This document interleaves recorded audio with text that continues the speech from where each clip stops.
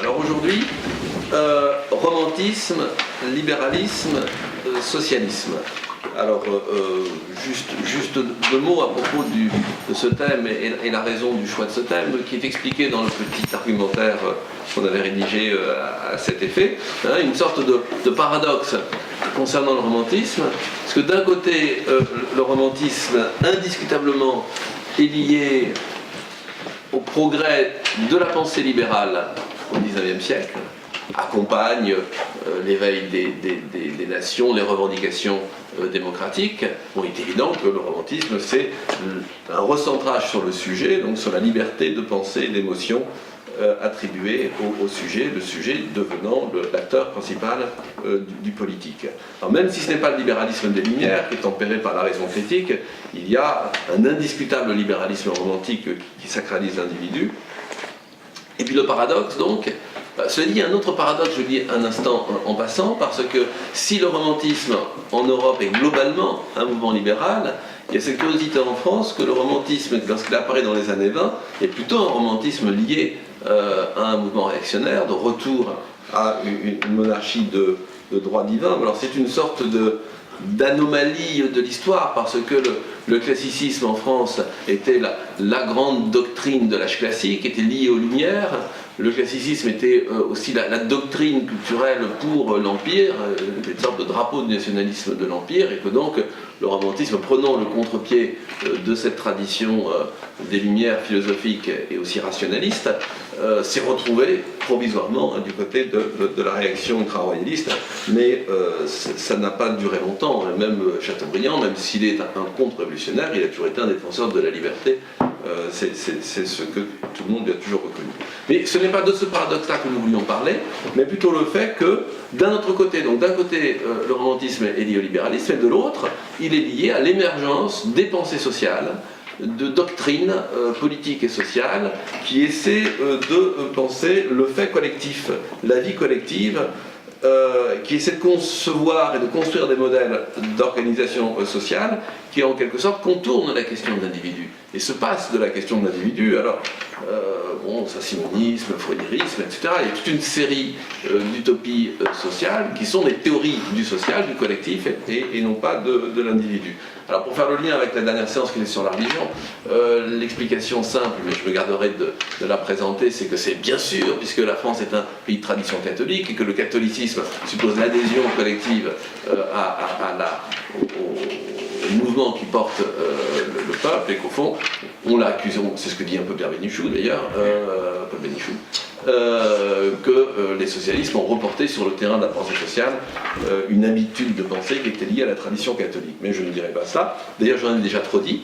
Donc je vais surtout donner la parole et présenter les deux orateurs du jour. Donc je vais d'abord donner la parole à Sylvie April, professeur d'histoire contemporaine à l'université Paris-Nanterre, donc depuis cette année. Donc nous sommes collègues et je suis heureux d'accueillir ici.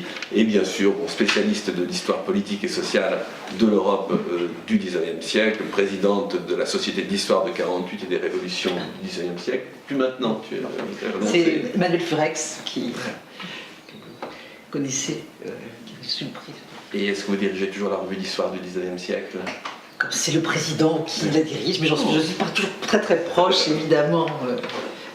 J'en suis toujours membre et un membre fidèle. En tout cas, je citerai deux ouvrages récents, donc vous êtes toujours l'auteur, j'en suis sûr. La Révolution inachevée 1818-1870, cette idée que la Révolution se serait poursuivie au XIXe siècle, et ce qui est votre sujet de prédilection, je crois, depuis quelques années, le siècle des exilés, bannis et proscrits de 1789 à la Commune, et je présenterai Boris Tioncan au moment de la prise de parole. Voilà, donc je vous laisse. Merci. Donc, 15. Oui. Oui, l'idée d'intervention brève pour qu'ensuite il y ait un débat, discussion avec le public.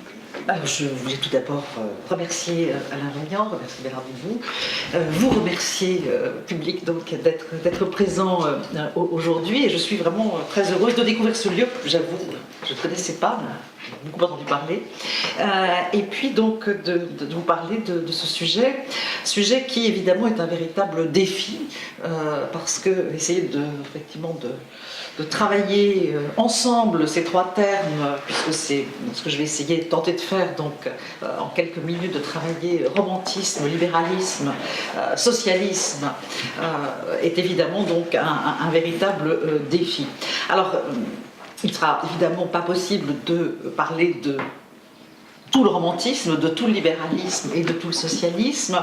J'essaierai simplement de montrer un petit peu comment on peut, en tant qu'historienne, puisque c'est de mon point de vue que je vais parler, on peut essayer de les lier, à la fois parce qu'il y a une sorte d'évidence, l'évidence de lier ces trois termes, de les lier parce que c'est la même période, entre guillemets, parce que nous sommes effectivement entre les débuts de la Restauration et puis la fin du romantisme, la fin des socialismes utopiques, comme vous l'avez dit Alain, et se situe également au lendemain donc, de la Révolution de 1848.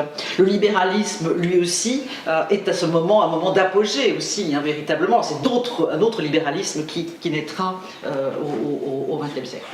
Situer ces trois termes, c'est aussi se placer à un niveau européen, bien sûr, à l'échelle de l'Europe, mais dans le temps qui m'est imparti, je me centrerai évidemment sur la France, qui, bien sûr, donc, est un cas tout à fait spécifique, mais qui est aussi certainement le point d'ancrage de tous les romantismes, de tous les libéralismes et de tous les socialismes, j'allais dire, c'est au moins un point commun, puisque l'événement sur lequel finalement se fonde, que ce soit pour, j'allais dire, l'encenser, le considérer comme le moment novateur ou pour le critiquer, c'est la Révolution française. La Révolution française est essentielle évidemment pour parler de ces trois ismes, et j'essaierai donc de montrer comment ils se lient. D'autre part, je pense qu'il faut de toute façon, ça sera aussi l'un de mes points importants et de discussion peut-être aussi avec vous, c'est d'insister sur le pluriel de ces trois termes. Alors, par commodité, effectivement, on parle du romantisme, du libéralisme, du socialisme, mais il faut avoir à l'esprit, et c'est aussi un des points communs, non seulement ce socle de départ, cette filiation ou non avec la Révolution, c'est aussi le fait que nous sommes dans une période, que ce soit pour les mouvements artistiques, que ce soit pour les mouvements politiques, dans une période de foisonnement total. Donc, ce qui fait que pour ces trois mouvements, ces trois tendances, constructions idéologiques, politiques et pratiques aussi, puisqu'il y a un aspect d'expérimentation aussi qui me semble très fort dans ces trois termes, eh bien, nous sommes dans un ensemble de tâtonnements, de possibles, de doutes aussi, parfois, de contradictions. Donc, je crois qu'il faut accepter que les définitions qu'on donne, que je vais donner, sont des définitions qui peuvent être totalement aussi contradictoires. C'est-à-dire qu'on a bien sûr des évolutions, et on le voit très bien, le romantisme français, vous l'avez dit, eh bien, il est non seulement différent du romantisme dans les autres pays, mais il est aussi en décalage, puisque ce romantisme français, il est effectivement plutôt du côté du classicisme au départ, de la conservation, plus que de la contradiction. Mais ça tient aussi au fait qu'il est issu finalement de cette France qui a changé avec la Révolution.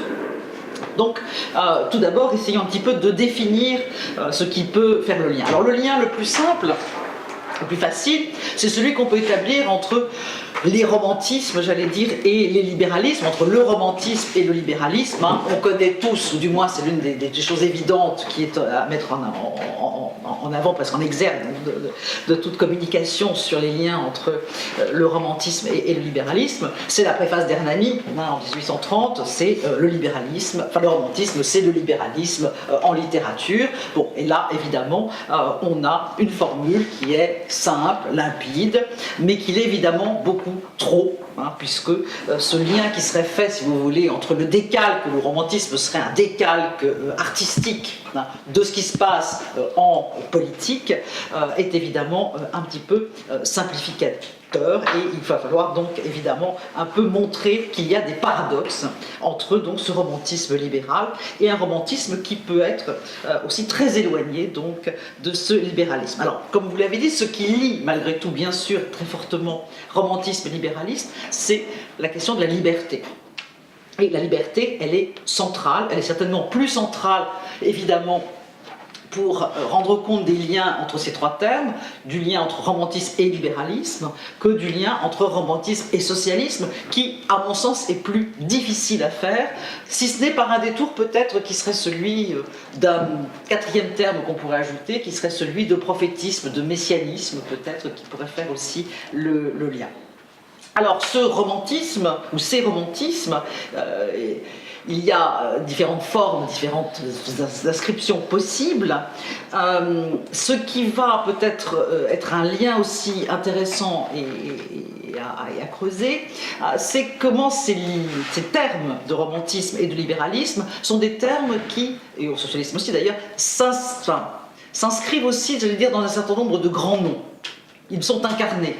Ce sont des courants, ce sont des idéologies, ce sont des formes artistiques, mais ce sont aussi surtout des hommes derrière, des hommes qui vont donc être des inspirateurs et qui vont donc créer des courants de pensée, des écoles qui vont donc, là aussi, donc, me semble-t-il, être l'élément aussi qui peut créer le lien entre donc ces trois thèmes.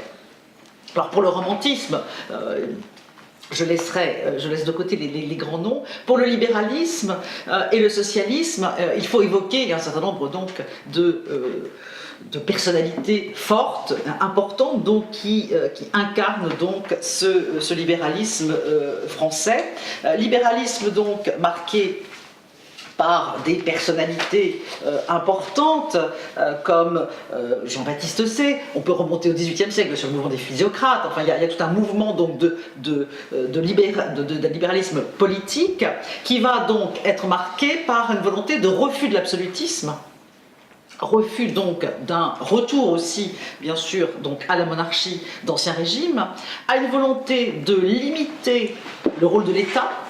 Donc une volonté là de ne pas être sous la dictature en quelque sorte donc de l'État, mais aussi de ne pas être sous la dictature de l'opinion, qu'il n'y ait pas une tyrannie non plus de l'opinion et donc une tyrannie aussi du peuple. Bon, c'est là évidemment où ce libéralisme est assez éloigné du socialisme qu'il peut quand même parfois rejoindre. Il y a valorisation aussi de l'individu. Il y a un esprit de tolérance, de laïcité aussi qui peut s'exprimer largement donc dans ces formes de libéralisme politique.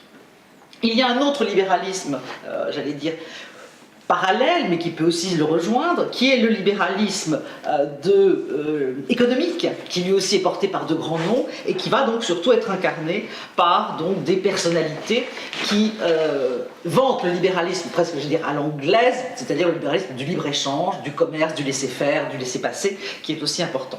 Donc il y a quelques grands noms, donc, mais il y a aussi ce qu'on peut appeler un libéralisme par l'en bas, c'est-à-dire le libéralisme de tous les pamphlétaires, des vulgarisateurs, des groupes de pression aussi, qui vont donc être aussi très importants pour essayer de faire bouger cette société, une société donc qui à ce moment-là apparaît comme une société figée, qui retourne vers le passé puisqu'elle retourne donc vers l'ancien régime, donc on peut faire penser qu'elle retourne donc vers cet ancien régime. Donc foisonnement de différentes formes donc, de libéralisme, portées donc par à la fois donc une idéologie, mais aussi par des pratiques, par des expérimentations de manufacturiers, d'hommes politiques, donc qui essaient donc, si vous voulez, de penser le monde, de l'expérimenter aussi de manière assez différente. Et donc il y aura une porosité, bien sûr, entre ces expérimentations, cette volonté de transformation de la société, que l'on peut trouver donc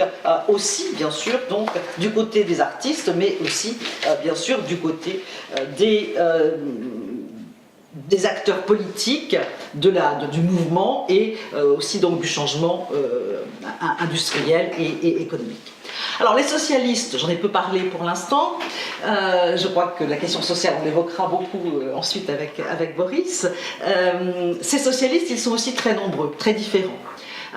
ce terme de socialiste, généralement, on lui accole, dans cette première partie du XIXe siècle, un terme qui est celui d'utopiste. Alors il faut savoir que ces socialistes ne se sentent absolument pas, eux, comme des utopistes, au contraire, ou alors à revendiquer le terme eux-mêmes qu'ils ont créé d'ailleurs, enfin qui s'est repris de Thomas More d'Utopia, mais ce sont des gens qui vraiment contestent.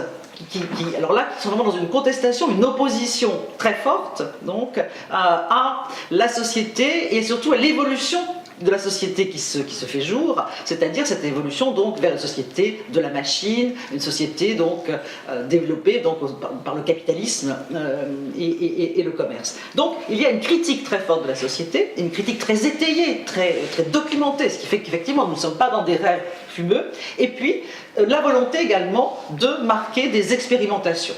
C'est-à-dire qu'on peut souvent souvent on ricane à la suite de Marx, puisque c'est Marx surtout qui a évidemment fustigé ces socialistes, parce que leur système ne marche pas. Mais au moins ont-ils tenté véritablement de les mettre en vigueur, de les mettre en place. Alors, ces expérimentations, ces communautés, évidemment, les phalanstères, tout ça ne fonctionnera pas véritablement. Mais il y a au moins, on peut au moins le reconnaître, cette volonté toujours de tenter l'expérience. Et de la tenter dans des conditions assez rocambolesques parfois aux États-Unis, de la tenter aussi de façon beaucoup plus, j'allais dire, même pragmatique, en Égypte, avec à la fois donc, cette volonté de se déplacer, de créer aussi une autre société, mais aussi de développer le commerce, les échanges, en pensant déjà à la création du canal de Suez, qui fait partie donc, de cette volonté aussi de mouvement, de déplacement donc, de ces utopistes. Alors, je n'ai pas évoqué là aussi un des thèmes qui est aussi ce qui peut rejoindre ces trois thèmes, c'est toujours le fait qu'on se demande d'où ces termes viennent. Le romantisme, d'où vient le terme, d'où vient le terme de libéralisme, terme anglais, terme espagnol, là aussi des avis différents. Socialisme aussi, est-ce que le terme est des années 1940, est-ce qu'on peut remonter un petit peu plus tôt, est-ce que c'est un terme des Saint-Simoniens, qui sont là évidemment de ces grands groupes de socialistes utopiques. Il semblerait, parce que les historiens toujours se démontrent des origines, que maintenant on trouve le terme, mais évidemment pas employé de la même manière, dans des textes de Sieyès qui dateraient même d'avant la Révolution française. Alors, ces mouvements socialistes, ils sont donc incarnés aussi par donc, des grands noms, des noms importants qui vont avoir des disciples souvent. Je dirais simplement la liste, et puis on en parlera peut-être de leurs différences ensuite. C'est évidemment, pour les deux premiers, la première génération, c'est Fourier, c'est Saint-Simon et Fourier. Puis, il y a donc une autre génération, donc, qui est celle des disciples de Saint-Simon, c'est-à-dire surtout Enfantin, qui sera à la fois disciple et père, dans la terminologie saint-simonienne. Et puis, donc, il y a également donc, la génération suivante, qui est celle donc, de Louis Blanc, qui est celle de Cabet, qui est celle de Proudhon également, assez inclassable, avec des rapports à l'État tout à fait différents, les uns donc comme Proudhon refusant tout complètement l'État, d'autres comme Louis Blanc au contraire donc considérant que l'organisation de la société par le travail ne peut se faire qu'avec l'appui de l'État. Et puis il y a également, et c'est peut-être là-dessus que je terminerai, il y a aussi un socialisme par l'en bas, alors qui ne serait pas seulement celui des penseurs, des expérimentateurs, mais qui est aussi celui de tous les ouvriers, de tous ces ouvriers qui travaillent, mais qui aussi donc souhaitent aussi penser par eux-mêmes et avoir donc une action au sein donc de plusieurs mouvements qui vont se développer, qui ont souvent donc pour mot d'ordre un terme qui nous paraît un peu vague, mais qui est très vraiment dans la bouche de ces ouvriers de l'époque, dans ces poésies, dans ces goguettes aussi, qui est le terme donc d'association. Il faut s'associer. Alors, c'est un terme qui serait plus celui d'autogestion presque que celui, mon terme un peu oublié maintenant, mais qui est plus que le terme véritablement donc de coopérative.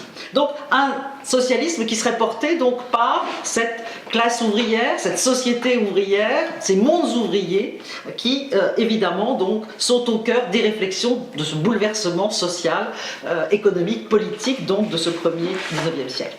Et puis à côté de ces trois ismes, il y en a un autre aussi qui est est important.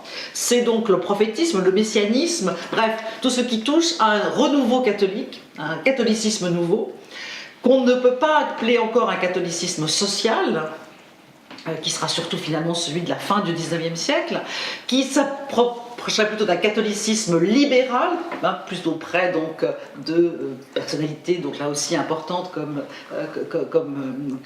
Lamennais et Lacordaire, et qui marque aussi cette volonté de renouveau, ce foisonnement, puisque là aussi, si l'on a une vision de gens comme Lacordaire et Lamennais, il faut penser à des personnages d'autres églises qui existent à ce moment-là, qui sont des églises un peu parallèles, comme l'église française de l'abbé Châtel, qui est une autre forme de religiosité qui se développe à ce moment-là, religiosité qu'on retrouve également dans les mouvements socialistes, bien sûr, qu'on retrouve aussi dans les mouvements libéraux. Donc la place de la religion est toujours très forte dans ces mouvements, avec toutes les exceptions, bien sûr, et ces contradictions qui sont constante, donc quand on parle de ces trois termes, et quelqu'un comme Proudhon par exemple incarne au contraire un rejet total de la religion, le premier véritablement donc à refuser ce lien possible toujours donc entre messianisme, prophétisme, qui fait que le catholicisme, à ce moment-là, peut être à la fois perçu toujours comme l'alliance du trône et de l'autel, mais aussi comme toujours porteur d'un message novateur, c'est-à-dire finalement la plus grande transformation de la société.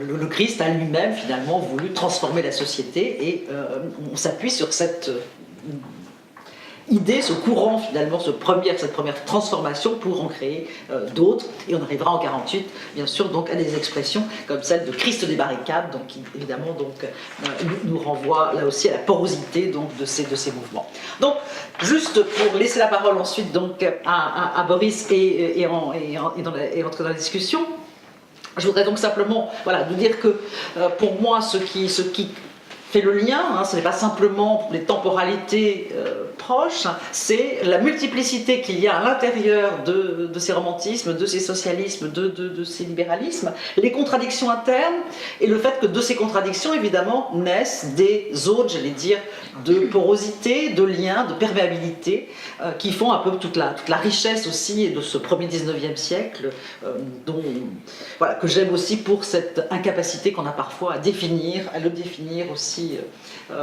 simplement que par des termes qui effectivement, dans le Lagarde des Michelard que nous avons pu connaître, faisaient qu'effectivement on pouvait classer proprement le romantisme avec le libéralisme, ou créer des temporalités. Dans certains cas, on parle même d'un romantisme flamboyant, comme le gothique flamboyant, par rapport à des formes, des formules un peu différentes. Voilà, je m'arrêterai là, et puis on reprendra, je pense, ensemble, et je laisse la parole à Boris. Merci d'avoir ainsi pu en si peu de temps tout de même brasser un tel domaine, et donc effectivement je passe tout de suite très vite la parole à Boris Lyon-Camp. Bon, le lien se fait naturellement parce que vous avez terminé par l'évocation du religieux. S'il y a bien un auteur pour qui le rapport entre le social et le religieux est patent, c'est Balzac, et Boris Lyon-Camp, qui est maître de conférence à l'Université Paris-Sorbonne en littérature française, et spécialiste de Balzac, et en particulier de la question sociale chez Balzac, notamment à travers un livre qui s'appelle Balzac et la comédie des signes, essai sur une expérience de pensée, qui donc travaille sur le rapport entre la réflexion sociale et l'invention du roman dans cette première moitié du XIXe siècle. Et donc je n'en dirai pas plus et je te laisse. Merci beaucoup. Merci beaucoup, donc bonjour à toutes et à tous.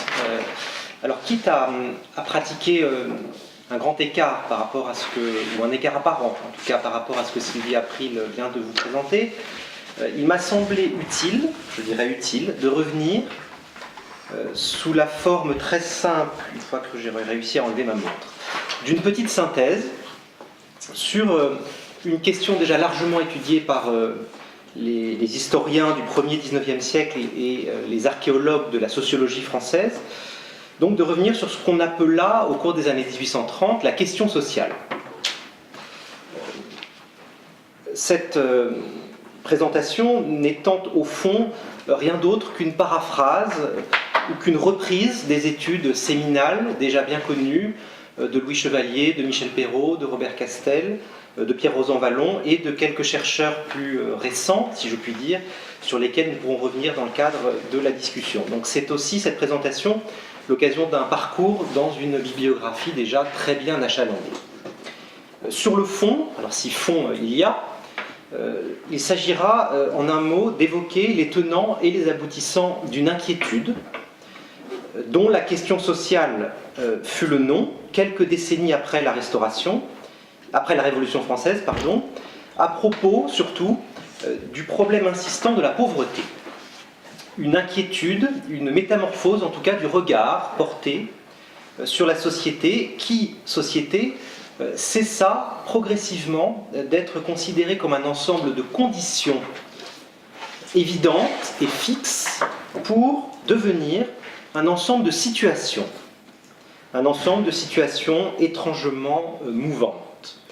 Et c'est sur ce passage que je tenterai de m'arrêter quelques instants ce soir.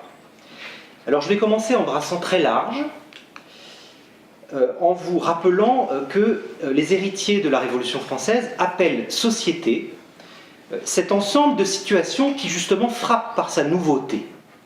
Non plus société au sens ancien régime du terme, à savoir la haute société, ou bien les formes de communautés les plus civilisées, disons, mais la société comme objet d'interrogation, disposant d'une vie bien à elle, et une société devenue étrangère, c'est-à-dire conçue désormais comme ce qui vient perturber les repères et comme ce qu'il y a à comprendre.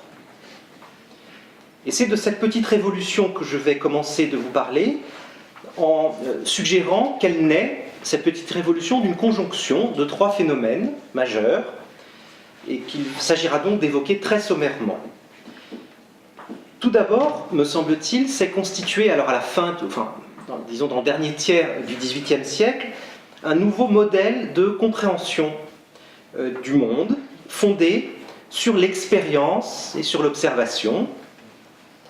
L'espace social cessant progressivement, selon la belle formule de Deborah Cohen, d'apparaître comme une nature sans histoire.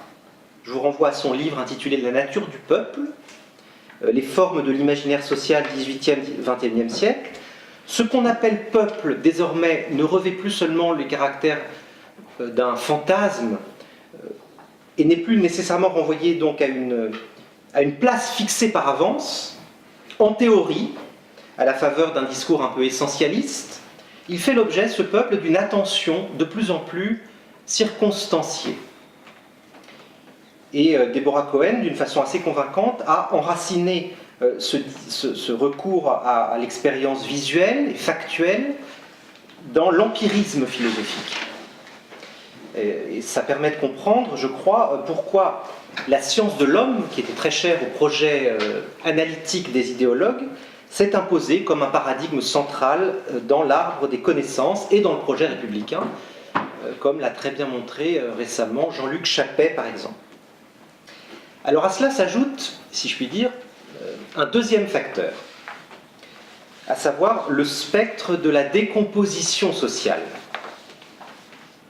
L'objet de cette attention dont je viens de dire quelques mots beaucoup trop rapides, l'objet de cette attention toute nouvelle,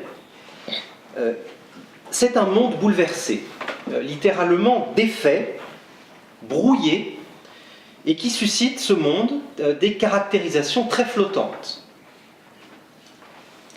Un monde, si l'on peut dire, sans phare ni balise, où les critères de reconnaissance, où les critères d'identification restent à inventer.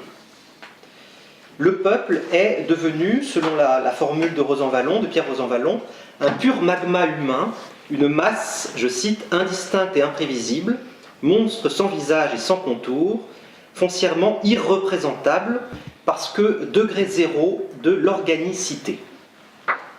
Et dans le Moment Guizot, formidable ouvrage fondateur de Rosanvallon, il est rappelé que Madame de Staël et Ballanche Chateaubriand, Elamnet, Bonald, Saint-Simon partagent à ce sujet tous les mêmes préoccupations et qu'ils tiennent tous à ce sujet le même discours en rapportant cette dissolution des liens sociaux à un spectre politique, à savoir le surgissement éventuel à venir, toujours à venir, d'un despotisme démocratique. Quoi qu'il en soit, en plus donc d'être devenu un matériau circonstancié et une réalité circonstanciée, le social est devenu une question et, comme a commencé à le suggérer Sylvia April, il est devenu un défi lancé à la pensée libérale. J'y reviendrai peut-être au cours de la discussion. Le troisième facteur que je distingue rapidement, c'est un phénomène social bien particulier, pour le coup, qui a pris des dimensions ravageuses. Il s'agit du paupérisme, l'enfant terrible de la révolution industrielle.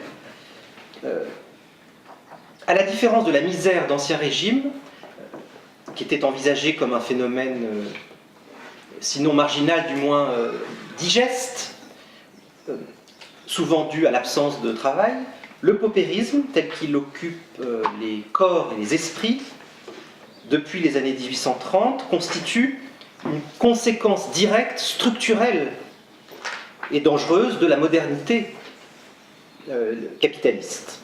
Donc tout sauf une déviance. Alors autant le premier facteur que je distinguais tout à l'heure destinait les analystes à prendre en considération le peuple dans des termes empiriques et presque sociologiques, si l'on peut employer cet anachronisme, autant le deuxième facteur mettait l'accent sur le spectre de la décomposition sociale dans un monde révolutionné, ou en partie révolutionné, autant le troisième, donc, qui envisage le peuple comme une multitude accablée et accablante, eh bien, autant ce troisième facteur donne un nom, le paupérisme, et une explication aux mots que la modernité oppose au progressisme libéral. C'est là une contradiction interne au libéralisme qui est absolument essentielle. D'un côté, comme l'écrit Guizot, je cite, « La Révolution nous a légué une société toute nouvelle qui ne ressemble en rien à celle qui l'a précédée, et, continue Guizot, ce changement intime et radical est provenu de l'instauration du principe d'égalité. Mais de l'autre, fin de citation, mais de l'autre, la modernité apparaît d'autant plus évidemment et d'autant plus cruellement comme une machine à produire de l'inégalité. Antinomie particulièrement douloureuse, bien évidemment, que cet écart entre un principe politique et une réalité socio-économique. J'en viens à un deuxième ensemble de réflexions portant plus précisément sur cette étrangeté, la question sociale, qui captive, qui inquiète et qui demande, dans le premier XIXe siècle, à être comprise. Une fièvre d'investigation, une fièvre d'exploration découle de ce phénomène et c'est autour de cette fièvre que je m'arrête quelques instants. L'Hexagone et singulièrement la grande ville deviennent le terrain d'élection d'une sorte de récit de voyage multiforme où s'invente, sur les bases donc évoquées à l'instant, quelque chose comme une sociologie empirique et descriptive. Alors il faudrait ici distinguer deux poussées de fièvre exploratoires, comme l'a fait par exemple Dominique Khalifa, celle du consulat, avec la grande enquête par exemple diligentée par Chaptal, le ministre de l'Intérieur, et puis celle des années 30 surtout, 1830. En 1801, Chaptal indique à ses préfets qu'il ne veut, je cite, que des faits, et je suis loin de vouloir former d'avance une théorie. Connaître la France, tel est le but auquel il faut tendre. Et puis, à propos des enquêtes diligentées par exemple par Guizot au cours des années 30, Marie-Noëlle Bourguet a continué l'interrogation à ce propos. eh bien, elle cite Guizot qui précisait au recteur le 28 janvier 1933 « Les faits de ce genre ne peuvent être recueillis de loin par voie de correspondance ou de tableau, des visites spéciales, des conversations personnelles, la vue immédiate des choses et des hommes sont indispensables pour les reconnaître et les bien apprécier. » Alors il faudrait s'arrêter longuement, bien sûr, sur les conditions précises de ce travail d'investigation tout à fait neuf, et s'arrêter sur 3 éléments cardinaux. Qui entreprend ce travail d'investigation, quel est son objet et comment se présente-t-il en termes méthodologiques. Je passe très rapidement, rassurez-vous. Qui? Très rarement les principaux intéressés. Cette population accablée dont je parlais tout à l'heure, à propos desquels on discourt. Ce sont des économistes sociaux, comme Buret, des administrateurs, comme Frégier, des philanthropes, des hommes comme le baron de Gérandeau, qui fut un peu tout cela à la fois, et sur lequel baron, si vous le souhaitez, on pourra revenir tout à l'heure, parce que c'est un symptôme particulièrement significatif. Des médecins, surtout, comme baron du Châtelet, qui formulent à la fois des diagnostics et des thérapies. Des voyageurs aussi, et ceux-ci au service ou pas de comités, d'associations de toutes sortes, d'institutions comme les Annales d'hygiène publique et de médecine légale ou l'Académie des sciences morales et politiques. Quel terrain se trouve investi? Alors là aussi, je suis désolé d'avoir en resté à des énumérations un peu brutales. La prostitution, la prison, l'hôpital, l'école, l'insalubrité, les conditions de travail. Une façon, autrement dit, encore et toujours de se familiariser avec les mœurs des barbares évoqués par Saint-Marc Girardin en 1831. Je cite, « Les barbares qui menacent la société ne sont point au Caucase, ni dans les steppes de la Tartarie, ils sont dans les faubourgs de nos villes manufacturières. » Fin de citation, dans le journal des débats du 8 décembre 1931, en réaction à la révolte des canuts de Lyon. Et pour ce faire, et il faudrait ici répondre à la question comment, eh bien commence à prévaloir une méthode scientifique, à savoir le développement progressif de la statistique.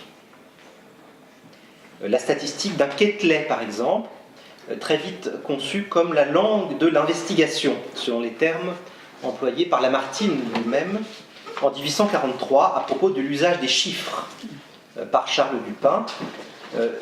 Les statistiques qui sont très vite devenues un champ de bataille théorique pour les premiers sociologues du XIXe siècle, qui mettent aux prises les statistiques, les apôtres du chiffre et les tenants du qualitatif, parmi lesquels, on le verra dans quelques minutes, se situent peut-être, les tenants du qualitatif, les romanciers du XIXe siècle.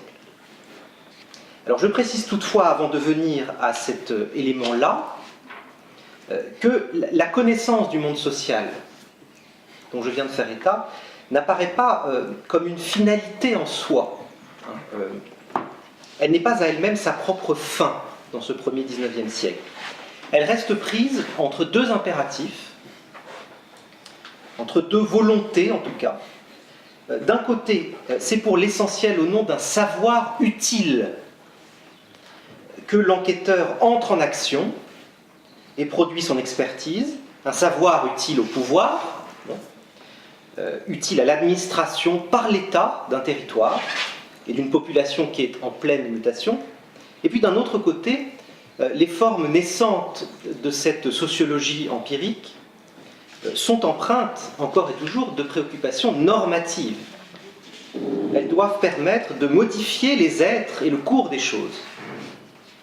Ces 2 impératifs sont liés, par exemple, chez Gérandeau, qui renvoie toujours la question sociale à une question morale, et qui cherche à moraliser les pauvres, pour mieux ajuster aussi, parfois, l'aide sociale. Il s'agit, je cite Michel Perrault à propos de Gérandeau, de distinguer la fausse indigence de la vraie. Voilà à quoi peut servir aussi une enquête sociale. Alors, sur ce point, nous pourrons revenir, mais je passe très rapidement pour ne pas vous accabler trop longtemps. Je termine cette présentation donc, dans un dernier temps en me tournant du côté du roman et en me demandant dans quelle mesure et à quelles conditions la question sociale ainsi posée a pu devenir matière à intrigue romanesque. Donc un petit glissement de terrain pour finir. Eh bien je dirais que la question sociale se pose à l'échelle du roman d'au moins 3 façons différentes. Et évidemment, j'espère que vous pardonnerez le caractère très cavalier de cette proposition de classement. La première manifestation à évoquer ici, c'est la place nouvellement accordée au milieu. Le milieu au sens très large du terme, au sens par exemple d'Auguste Comte, le biotope dans lequel évoluent les personnages peut désormais occuper le premier plan du récit, au prix, le premier plan de la scène littéraire, au prix d'un retardement parfois considérable de l'intrigue. Changement de focale absolument majeur. L'imaginaire des bas-fonds, par exemple, dont Dominique Khalifa a récemment retracé l'histoire, n'est qu'un cas particulier, et encore, à vrai dire, assez pittoresque, de cette scénarisation nouvelle. Plus largement, les comportements et les mentalités demandent désormais, pour être compris, à être enracinés dans ce terreau littéralement déterminant. Les écrivains réalistes et naturalistes se prévaudront d'un déterminisme assez radical et extrêmement documenté pour plonger leur créature dans ces configurations sociales nouvelles que j'évoquais à l'instant, qui deviennent en quelque sorte le sujet du roman. Une sorte d'archi-personnage, pourrait-on dire.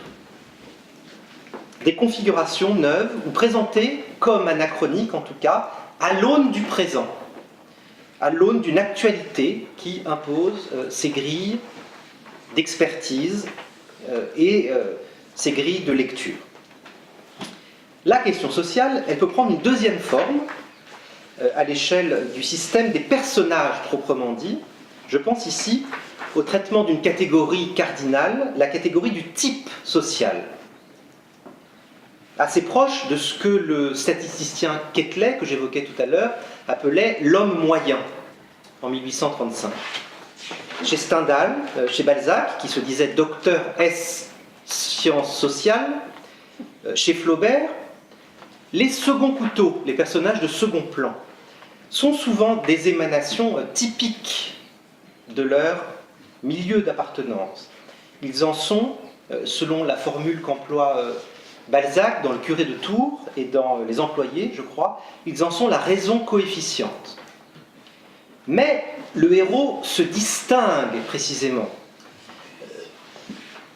de ce milieu en devenant à lui seul, telle est en tout cas l'hypothèse que je vous soumets, en devenant à lui seul le héros une zone de trouble,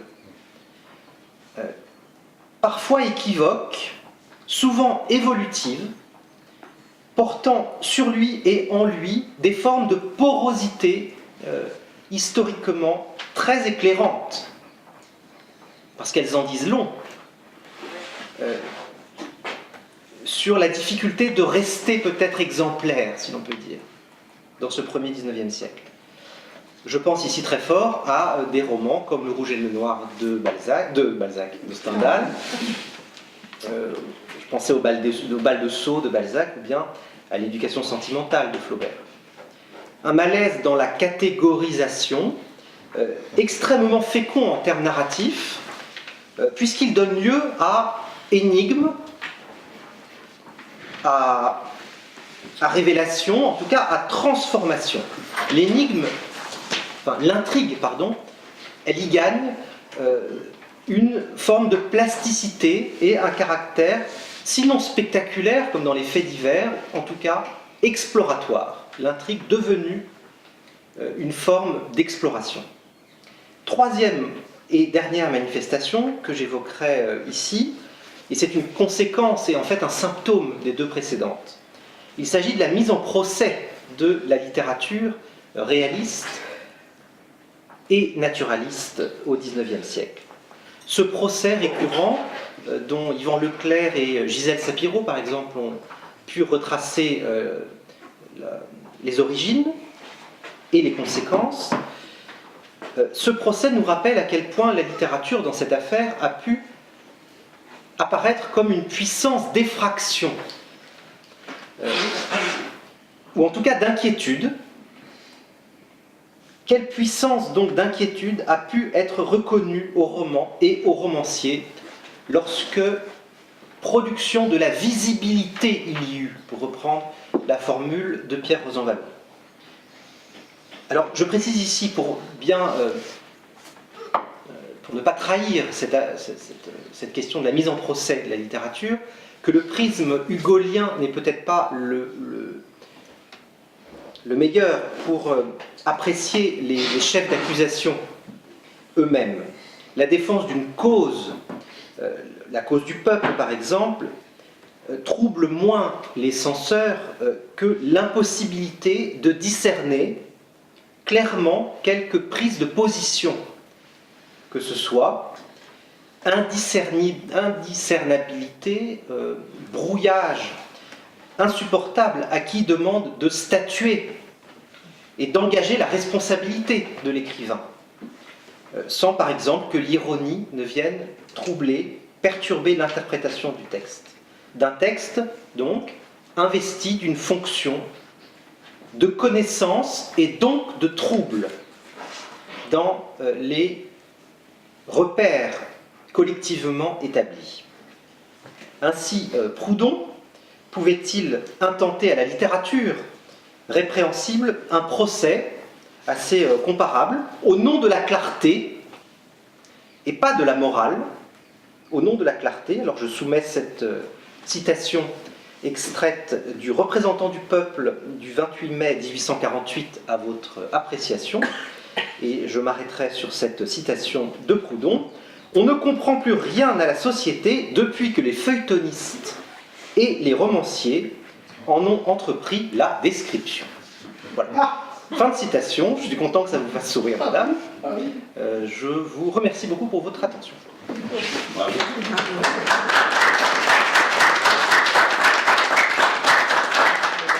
Bon, j'applaudis les deux orateurs pour cette puissance synthétique des deux présentations. Il y a un nom que je n'avais pas entendu, c'est celui de Pierre Leroux. Ah oui, justement, oui, c'est très injuste. Bon, voilà, la preuve, c'est que j'ai mis en rouge, qui fait absolument, évidemment. Ah oui, c'est le roux. Comment vous le placez où? Alors, le roux, je le place dans la seconde génération, et le roux est évidemment essentiel, puisque le roux est celui qui s'arroge le titre donc de créateur donc, du socialisme. Et le roux est vraiment l'archétype donc, de ce théoricien dont on retient le nom, mais qui en même temps est aussi issu du peuple, et qui va aussi expérimenter, alors c'est moins spectaculaire que les autres, puisqu'on ne va pas aller aux États-Unis, on ne va pas aller en Égypte, on va aller à Boussac dans la Creuse, c'est moins exotique. Mais il va fonder avec sa famille et avec un certain nombre aussi de sympathisants, voilà, ils vont créer une communauté donc, qui va expérimenter les idées donc, égalitaires, de production, de consommation, de coopération économique, sociale, donc à Boussac, et après il le fera aussi à Jersey, il tentera aussi de le faire à Jersey, son frère lui expérimentant d'autres communautés aux États-Unis. Et c'est vraiment quelqu'un d'évident de tout à fait central, le roux, pour le socialisme, au même titre que Louis Blanc et que Proudhon, que Cabet. Maintenant, c'est injustice et réparée. Ah oui, tout à fait. Je voudrais commencer la discussion par une question générale qui s'adresse à vous deux, puis ensuite, je pense que ensuite la discussion s'engagera. Je reviens à tes trois catégories, ta première triade, puisqu'il y a beaucoup de triades dans ton exposé. Ce qui me frappe sur l'émergence d'une réflexion sociale ou socialiste au XIXe siècle, c'est que d'une part, il y a, comme tu le disais, l'obsession d'une décomposition sociale liée à la Révolution. Donc en fait, c'est l'ancien régime qui disparaît, donc il faut créer un nouveau régime. Et c'est évidemment le problème. Bon, il y a un côté très ancienne pensée dans cette manière d'organiser la société. Et de l'autre, il y a ça c'est le troisième aspect de ta triade, une dimension profondément anticapitaliste, s'opposant à l'industrie, à le risque de violence sociale liée à l'organisation économique issue donc de la révolution industrielle. Comment articuler un socialisme qui a une sorte de nostalgie d'une organisation stable, qui est par exemple celle de l'ancien régime de la religion, et d'autre part, la question spécifique d'opposition au capitalisme. Et ça vaut aussi pour le libéralisme. Il y a évidemment un libéralisme, ça c'est traditionnel, un libéralisme politique d'avant le libéralisme économique, le libéralisme de la restauration, et puis évidemment le libéralisme devient progressivement synonyme de capitalisme.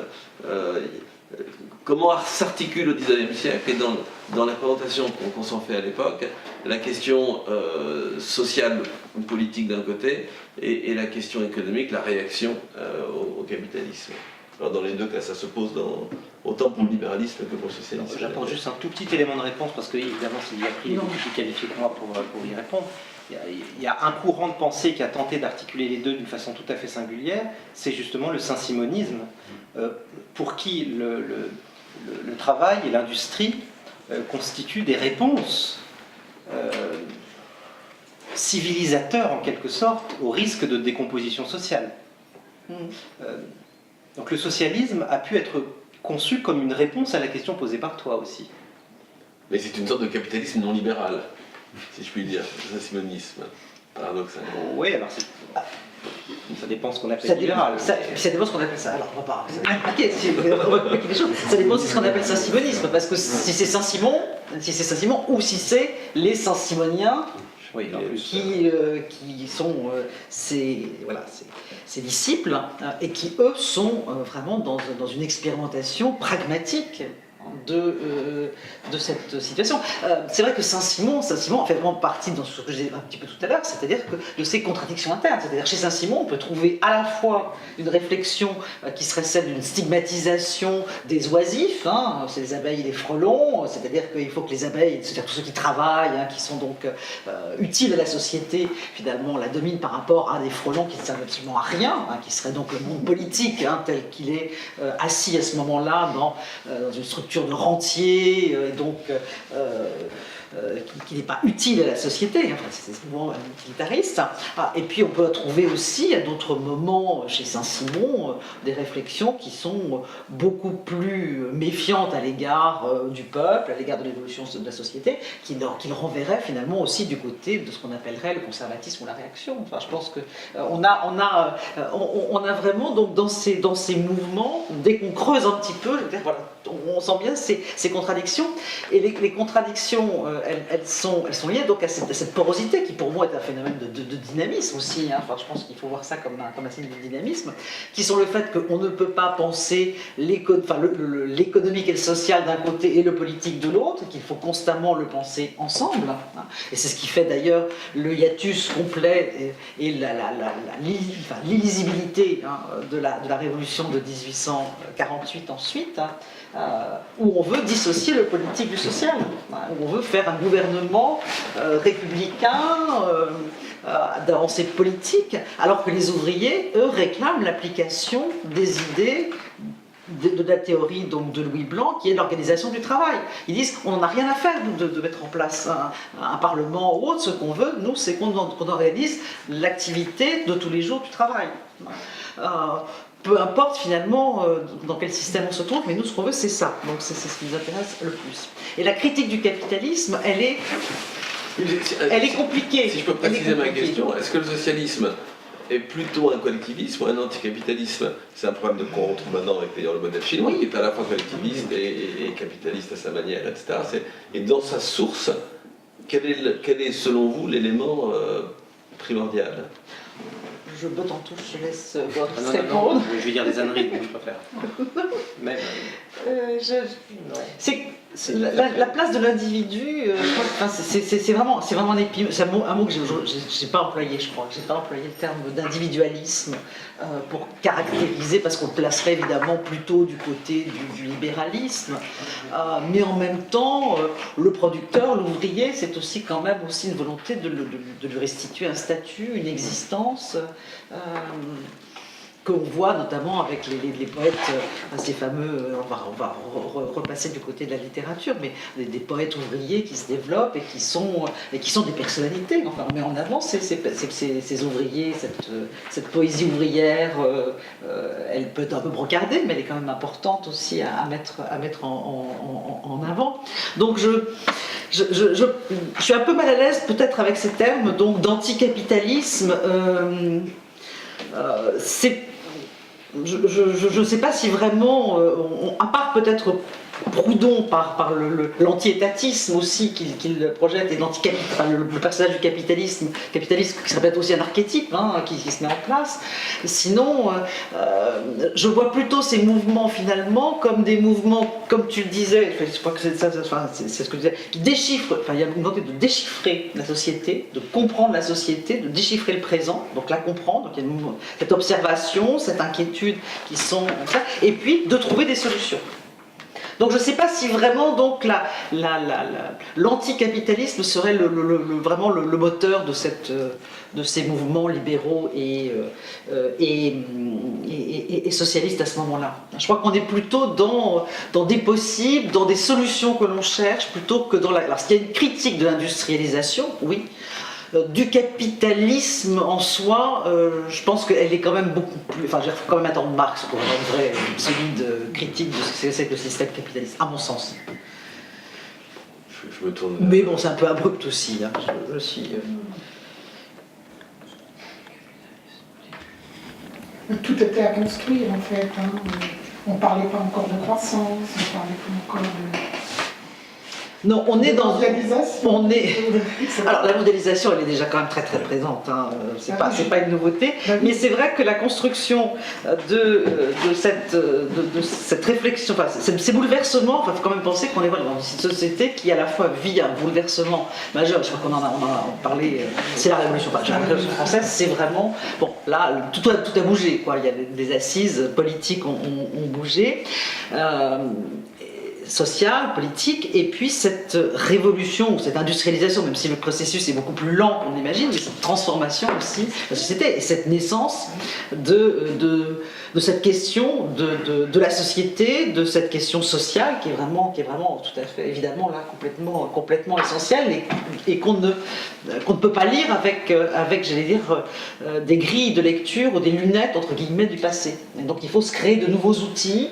Et les manifestes politiques, les manifestes littéraires aussi, me semblent des façons de lire, de déchiffrer, c'est-à-dire par des affirmations, de dire la société est comme ça, ou il faut qu'elle soit comme ça, ou il faut qu'on écrive comme ça, ou la façon d'affirmer des choses finalement, comme cette phrase dans la préface d'Hernani, qui est de dire finalement le romantisme c'est le libéralisme en politique. C'est pas, on peut le prendre au premier degré, j'allais dire, en disant voilà, c'est une espèce de façon de fermer les choses, mais je crois que c'est aussi l'expression d'un malaise, justement, qui nécessite d'essayer de construire des définitions. Et ces définitions, évidemment, comme toute définition, elles sont mises très vite en contradiction avec elles-mêmes, et surtout avec le temps, l'évolution temporelle qui peut se faire. Mais je crois qu'il y a un besoin de créer ces manifestes, que ce soit en littérature, en politique, et de se définir constamment, donc en créant ces appareils, un peu des outils, comme tu l'as dit, c'est vraiment la naissance de la statistique, elle est merveilleuse, cette statistique qui se met en place. Je regardais les premières cartes statistiques qui sont faites à cette époque, et elles sont à l'inverse de notre pensée, c'est-à-dire que mais nous avons l'habitude, quand un phénomène est important, qu'il soit le plus foncé possible sur une carte. Quand une carte noir et blanc, vous allez mettre le plus foncé possible pour montrer qu'il y a plus de population, qu'il y a plus... Les premières cartes qui sont faites donc, dans les années 1830, au contraire, plus on est clair, plus c'est éclairé, plus c'est pâle. Donc plus c'est important. Donc on a une pensée qui effectivement est en train de se mettre en place par rapport à des éléments qui nous paraissent évidents, hein, ces colorations, donc voilà. Donc pour moi c'est un élément important de voir comment il faut essayer de penser avec les yeux de ces gens qui créent à ce moment-là des outils nouveaux, dans une totale incertitude par rapport à ce que nous pensons par rapport à l'enquête sociale, ce qu'est une enquête sociale. Enfin, c'est vrai que ce que tu rappelais donc de Guizot disant il faut voir vraiment, on a l'impression qu'effectivement peut-être que si on avait pu voir, la révolution ne serait pas passée comme elle s'est passée. Donc voilà, mais je parle trop. Si je peux insérer un mot pour défendre Victor Hugo, parce que je défends Victor Hugo, ah oui, sur sa formule. Contre Victor Hugo. Non, le romantisme, c'est le libéralisme en littérature, c'est très profond, je crois que c'est très exact si on admet ce qu'il veut dire. Il veut dire, le romantisme, ce n'est rien d'autre que la liberté. Point final, et toute autre définition qui ne veut pas faire confiance à la liberté du public, de l'écrivain, les classiques, ce sont ceux qui ne font pas confiance à la liberté. Alors, la question est de savoir est-ce que le libéralisme s'identifie à la liberté. Et lorsque Victor Hugo dit ça, il s'adresse aux libéraux qui souvent étaient anti-romantiques en disant vous libéraux vous avez tort de ne pas aimer le romantisme puisque nous sommes aussi du côté de la liberté. Et donc il sait très bien ce qu'il dit. Il dit deux choses différentes. Il dit aux critiques littéraires arrêtez de faire des finasseries sur le style romantique, si on aime la liberté, le problème est réglé. Et il s'adresse aux libéraux en disant faites confiance à cet art nouveau, etc. Donc c'est évidemment une formulation paradoxale, mais c'est une vérité paradoxale de son point de vue, me semble-t-il. Oui, c'était aussi, faut-il le rappeler, un moment, la fin des années 1820, où ce télescope, grâce à Hugo et grâce à des gens comme Stendhal ou comme même Chateaubriand ou comme Balzac, les deux veines du romantisme français, hein, à savoir le romantisme ultra et le romantisme libéral. Et cette formule avait aussi une façon stratégique de nouer cette alliance-là contre le régime naissant. Alors on peut citer aussi Auguste Blanqui, le lendemain des Trois Glorieuses de 1830, hein, c'est-à-dire quelques mois après, donc, qui s'écrit, semble-t-il, à l'apocryphe Houdon, donc, enfoncer les romantiques. C'est-à-dire que donc la liberté a été, la liberté des romantiques a été dépassée en quelque sorte par la réalité des faits et la révolution qui s'est développée. Hein, donc on peut aussi, voilà, je crois qu'il y a, vous avez tout à fait évidemment raison, mais cette question de la liberté, ce terme de liberté, c'est tellement, voilà, tellement, j'allais dire, nouveau, mais surtout plastique. Enfin, je veux dire, il y a une plasticité aussi de la liberté. Quand on parle de liberté d'expression, enfin, je veux dire, voilà, on peut être tout à fait, enfin, si on se prend Chateaubriand, enfin, je veux dire, il est libéral dans la volonté de la liberté d'expression et du refus de la censure. Enfin, je veux dire, la liberté est essentielle. Ce qui est ambigu, c'est que les libéraux pensent que la liberté est une belle chose, mais elle se mérite, et donc il faut d'abord la retirer au peuple. Donc c'est vraiment un libéralisme, c'est l'ambiguïté de Guizot, etc. Mais cela dit, c'est un véritable idéal de liberté, malgré tout. Oui. Ah oui, à sa manière. C'est une conception élitiste, mais c'en est une toute. Tout à fait. Non, elle est respectable. Oui, Bernard, effectivement. Oui, deux choses. Juste, il me semble que cette formule de Hugo signifie aussi lever, parce qu'elle intervient dans une polémique très très forte avec, son nom m'échappe, mais le journaliste qui a été tué dans un duel dont Littré a publié des œuvres, Carrel. Ça a intervenu dans une polémique avec Carrel extrêmement violente, déclenchée par celui-ci. Et la formule veut dire aussi, Carrel, tu ne sais pas ce que c'est que la liberté, c'est le romantisme qui te le dira. C'est pas, on ne peut pas simplement partir d'une donnée qui serait le libéralisme constitué duquel le romantisme se rapprocherait. Il y a un réinvestissement du terme de la liberté par Hugo, qui a encore un lexique extrêmement ultra à cette époque-là, et notamment sur le sens, la signification de la liberté. Donc il y a ce réinvestissement contre Carrel. Alors, mais ça, c'est vraiment... Je voulais poser une question. Une question. Pendant très longtemps, il y a eu un débat sur les questions sociales, libérales, et je voulais savoir si vous trouviez que ça croisait les préoccupations que vous rencontrez. La société, dans une tradition aristotélicienne, thomiste, chrétienne, elle est fondée sur le fait qu'on considère l'homme comme un animal naturellement sociable. Hein. Ensuite, la question, c'est de savoir comment la société doit s'adapter à l'homme et comment l'homme doit s'adapter à la société, surtout dans ce sens-là, du reste, qui fait développer toute la raison normative dans l'appréciation des conduites humaines de la société. L'autre question qui a été relancée par Rousseau, immensément, c'est celle du contrat. Et il me semblait, mais je vous interroger là-dessus, que les questions qu'on se pose sur la société après la Révolution, après cette irruption de barbarie, de genre humain en vacances, etc., c'est aussi une question qui consiste à se demander, c'est quoi la société ?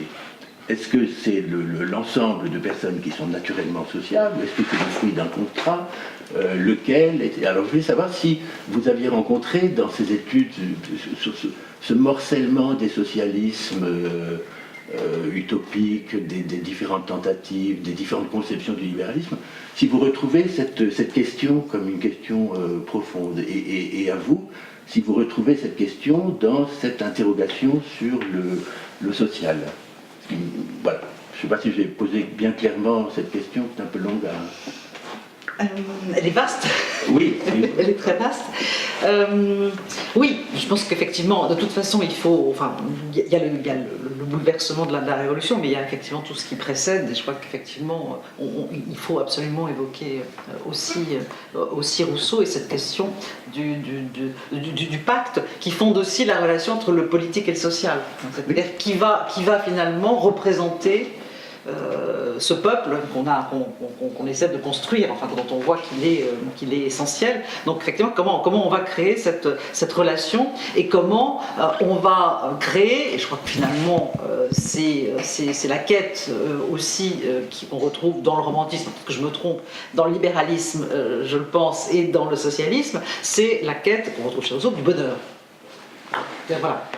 Alors comment est-ce qu'on l'obtient? Simplement par des améliorations, le bien-être, des formulations différentes. Bon, mais je pense qu'on est vraiment dans cette tension, au moins vers qu'est-ce que c'est que le bonheur humain, qu'est-ce que c'est que le bonheur pour la société également, sans qu'on en passe donc par le divin ou par l'arbitraire aussi, j'allais dire, d'une société d'ancien régime avec des classes sociales, des ordres donc, dans lesquels les gens sont placés. Donc on est, je crois, surtout dans une relation entre un désordre et une remise en ordre, une façon de repenser l'ordre, un nouvel ordre social. Enfin, voilà, je crois qu'on retrouve ça chez les socialistes, c'est comment mettre en place un nouvel ordre social avec ce fondement qui est celui de l'égalité, qui est quand même tout à fait neuf pour une société, de se penser égalitaire, et qu'on retrouve chez les libéraux, avec une égalité de droit. C'est-à-dire qu'après, effectivement, c'est chacun pour soi, et chacun peut... Mais avec cette société donc, qui est basée sur une société d'égaux. D'égaux à l'année, enfin du moins, d'égaux en droit, d'égaux... voilà. Et après, bon, chacun, effectivement, peut... améliorer sa situation, s'enrichir et devenir effectivement un citoyen de plein droit dans le système donc libéral. Voilà, Oui, alors moi j'apporterai une réponse un petit peu décalée à cette question qui est en effet centrale et extrêmement vaste, en remettant l'accent sur, je dirais, la sociologisation de la problématique progressive au XIXe siècle. Il y a par exemple une notion qui change de statut et qui est très intéressante à cet égard, c'est la notion de société civile. Jusqu'alors, la société civile, c'est ce qu'a montré Koselleck par exemple, jusqu'alors la société civile c'est une communauté politique abstraite et lorsqu'elle est concrète, elle regroupe celle des honnêtes hommes civilisés, disons. C'est l'homme sociable dont vous parliez. Et puis on peut considérer que progressivement, cette notion, c'est ce que Koselleck suggère en tout cas, c'est dépolitiser et sociologiser pour devenir l'ensemble des individus concrètement réunis face à l'État. Voilà.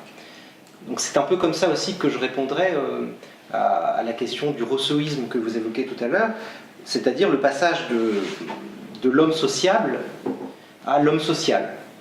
Non, pardon, c'était pas vraiment une question sur Rousseau, c'était ce grand courant qui remonte à Spinoza, Hobbes et à d'autres. Quand la magnifique citation sur laquelle vous avez clos votre belle intervention, cette barbarie, Jusqu'à quel point ces barbares en question sont-ils, aux yeux de Gérondeau, si j'ai bien compris, sont-ils des êtres sociaux?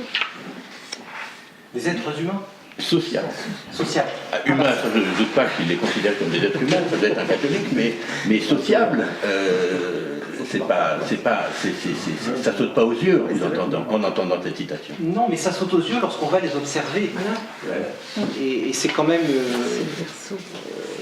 quelque chose qu'on peut prêter à ces observateurs sociaux-là, c'est cette confiance qu'il s'agit en effet de redonner à cette population sauvage. Je pense que pour des observateurs sociaux comme cela, il s'agit de redonner une forme d'humanité, en effet, à une population qui inquiète. Si je peux le prendre comme une déchéance de l'être civil, comme on a décrit la tourbe révolutionnaire, etc. C'est le peuple parisien des journées qui était le dernier état de déchéance. On a ça sous la plume de Chateaubriand assez régulièrement. Mais ça s'inscrit dans une idée de c'est sociable, ça s'est détérioré. Vous voyez, vous êtes un homme sociable, et puis vous êtes dégradé, il faut vous redresser. Ça se répare quand même. Ça peut se réparer. Voilà. Il y a une autre question qui est celle de dire, voilà, on voit que c'est pas social.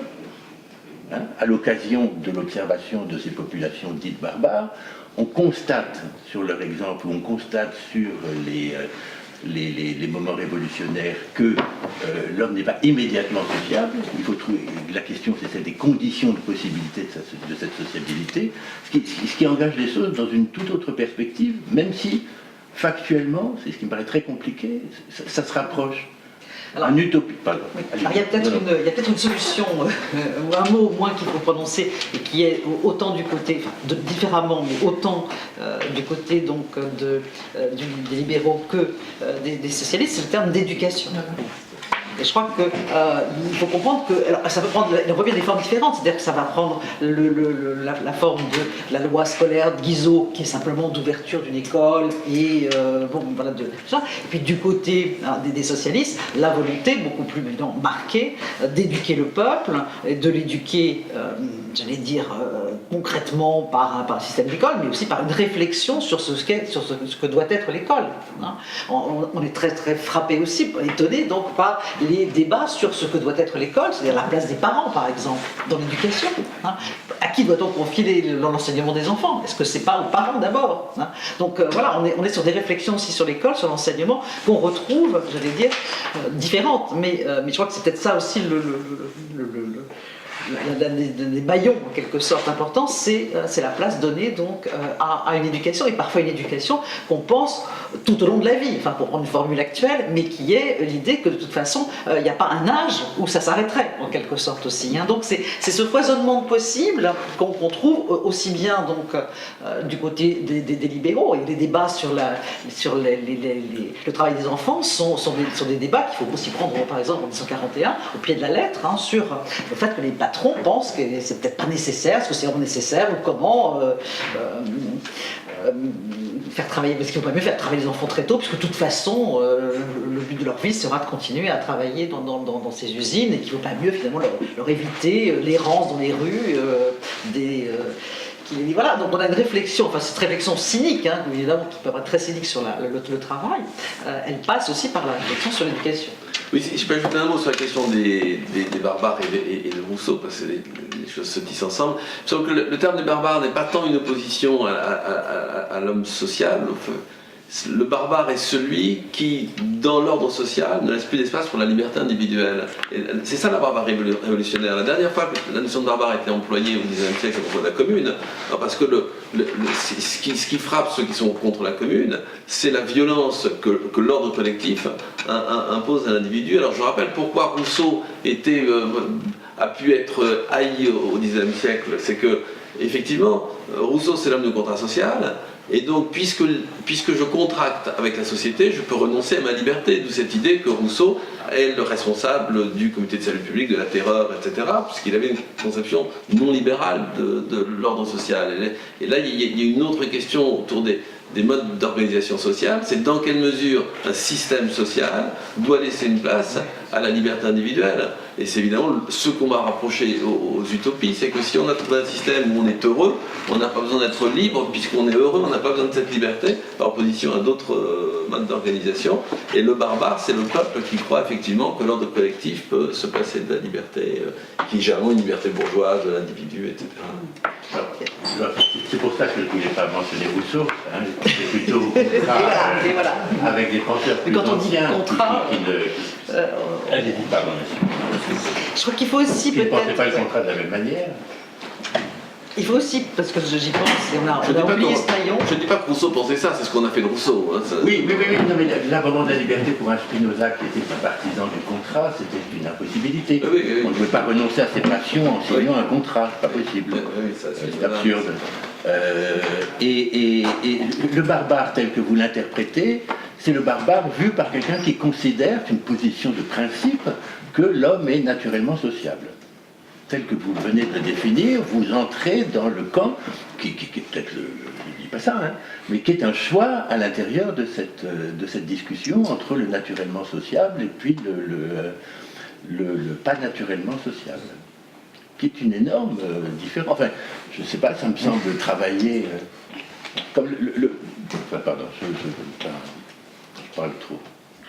Je vais faire dévier le propos Oui. en introduisant à côté du barbare quelqu'un dont on n'a pas parlé, mais qui est essentiel encore dans cette société de ce premier 19e siècle, et sur lequel je crois on ne comprend pas non plus l'importance de cette question de la liberté. C'est le fait qu'il y a des gens qui ne sont pas libres, donc il y a des esclaves encore, et que la situation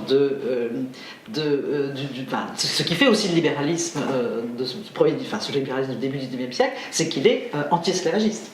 C'est-à-dire qu'on est dans une démarche aussi de volonté de libérer l'homme de ses chaînes, enfin, au sens propre.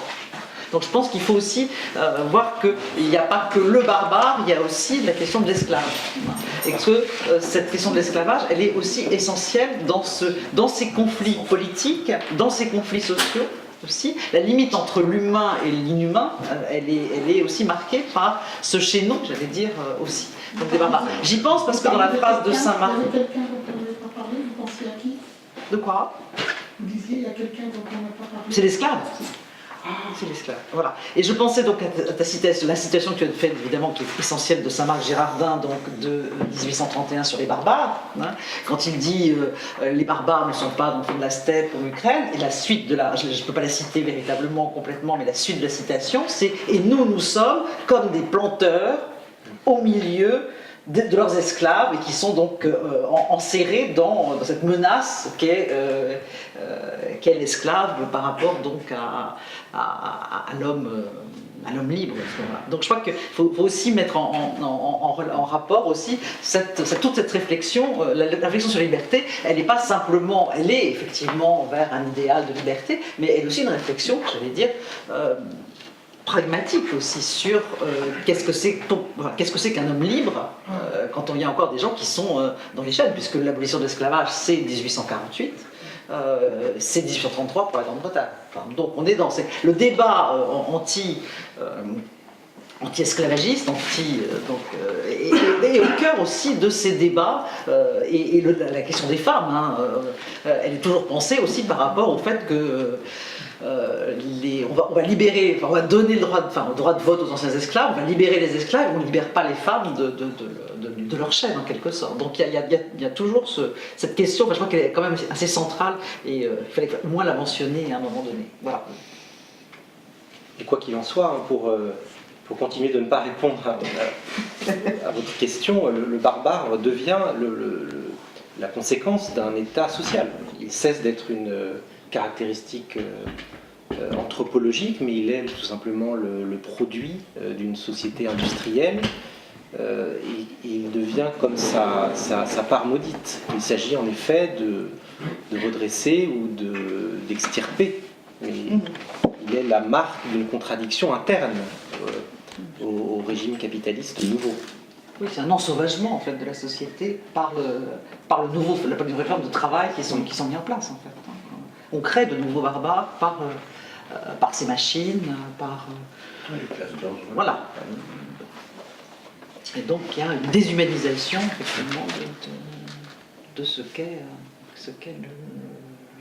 Voilà, c'est ces nouvelles catégories, ces nouvelles classes qui sont qui sont énormément fantasmées aussi, bien sûr, plus que parfois présentes dans la population. Pour revenir à la question de l'anticapitalisme, et je reviens et me tournant vers toi, vers Balzac, il y a chez Balzac une utopie sociale qu'on trouve dans le curé de village, etc. Mais l'utopie sociale, la volonté d'une organicité sociale, est liée avec une sorte de doctrine anticapitaliste, puisque c'est la lutte de tous contre tous, etc. Enfin, c'est comment tu mets ensemble le discours contre l'émergence des boutiquiers contre chez Musset, Balzac, etc. Enfin, il y a une sorte de lieu commun anti-bourgeois, on peut dire anticapitaliste, et puis par ailleurs, il y a pour certains une posture purement réactionnaire comme Musset, puis il y a ceux qui veulent penser des formes d'utopie sociale. C'est assez net, me semble-t-il, la connexion entre les deux. Alors le discours anti-bourgeois sous la plume de Balzac et sous la plume des auteurs que tu cites n'est peut-être pas forcément un discours anticapitaliste au sens moderne du terme. Je ne sais pas si c'est le système économique lui-même dans sa modernité qui est stigmatisé. Non, c'est la concurrence qu'implique la concurrence économique. C'est quoi? Je ne sais pas si c'est la concurrence économique qui est dans le viseur. Quand la figure du bourgeois se trouve comme ça. La doctrine de Balzac, c'est que le système libéral, créant une sorte de concurrence des individus à l'intérieur de la société, empêche la coalition des forces individuelles pour un objectif collectif. Et c'est vraiment le fond de la doctrine c'est une doctrine politique que Balzac, en effet, on est d'accord, défend. Simplement, c'est pas quelque chose qui apparaît de façon criante dans les romans de Balzac. Oui, oui. Et dans les romans de Balzac, quand utopie il y a, ça passe par la case personnages d'utopistes qui construisent des systèmes, en effet, de société idéale.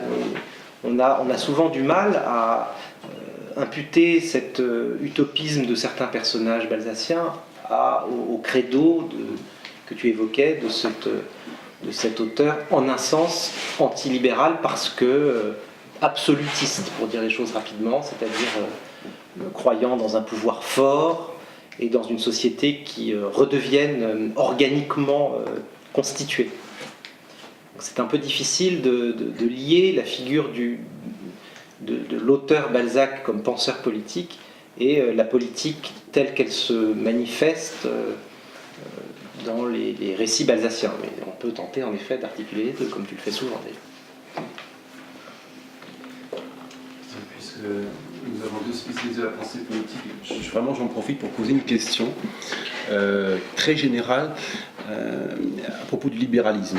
En France, qui n'a pas bonne presse, c'est facile à comprendre, c'est évident. Et j'aimerais savoir de quel moment date ce désamour pour le libéralisme en France, qui est un mot impossible. Donc, est-ce qu'on peut dater du 19e siècle déjà ce moment où le libéralisme est un mot pas tabou, mais enfin quelque chose qu'il ne faut pas dire, alors que dans tous les autres pays européens, on se définit comme libéral et c'est pas du tout une honte. Je présente juste un tout petit début de réponse. Ça tient en tout cas à la dissociation de deux formes de libéralisme, à savoir le libéralisme politique et le libéralisme économique. Historiquement, je crois que c'est de cette dissociation qui est né le discrédit dans lequel le libéralisme purement économique a pu être jeté. Ensuite, dater les choses. Dater les choses, je pense qu'effectivement, vous avez raison, c'est vraiment quelque chose. Enfin, le libéralisme n'a jamais eu bonne presse en tant que tel. Jamais. Je pense que jamais quelqu'un. Non, mais jamais en tant que isme. Constant, oui, alors, oui, mais c'est la même sens politique. Oui, mais c'est vraiment un temps. D'abord, c'est un temps très court. libéralisme politique. C'est libéralisme politique. Hein, et c'est vraiment donc un temps très court, et c'est vraiment les... Donc on n'a jamais aimé le libéralisme économique en France, jamais. Il n'y a pas eu.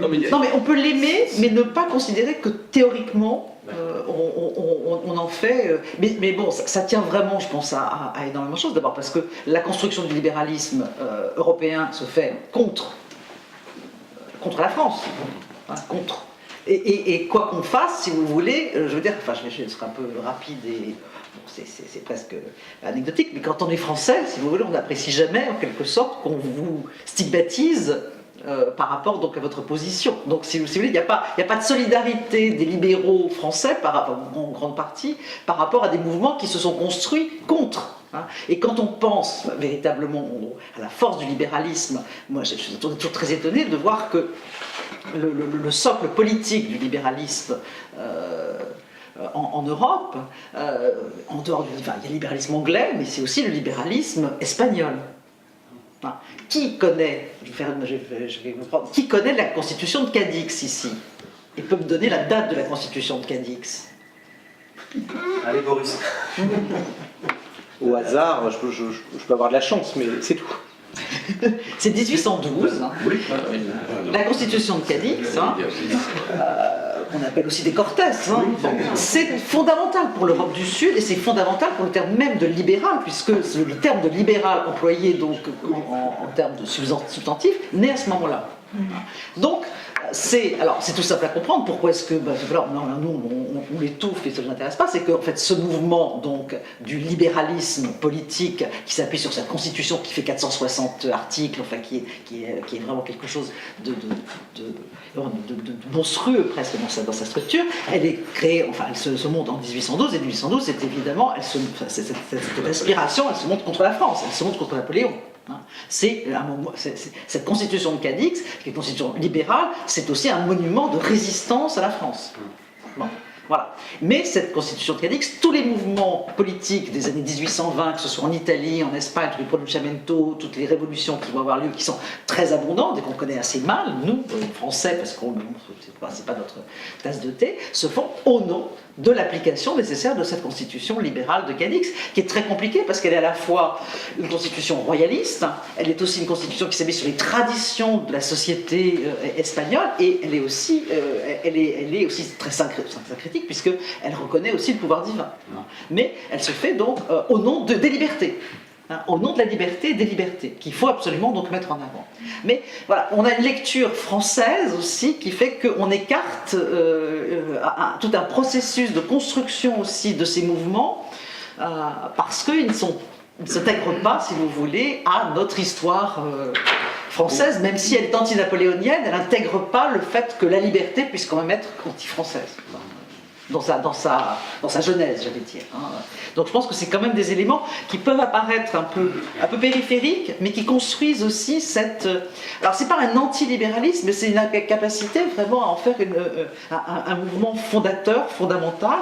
Et par exemple, les Anglais n'ont absolument pas de problème pour montrer le lien qui existe entre ce qu'on appelle un libéral et pas un socialiste, mais un radical.